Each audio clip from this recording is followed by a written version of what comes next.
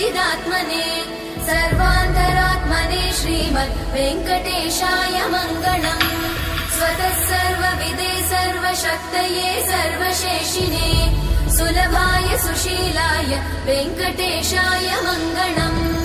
परस्मै ब्रह्मणे पूर्णकामाय परमात्मने प्रयुञ्जे परतत्त्वाय वेङ्कटेशाय मङ्गलम्।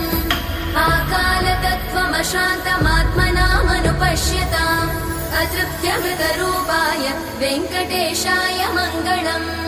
प्रायस्वचरणौ पुंसां शरण्यत्वेन पाणिना कृपया दिशते श्रीमद् वेङ्कटेशाय मङ्गलम्।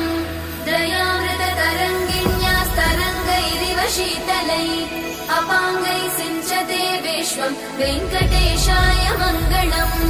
स्रग्भूषां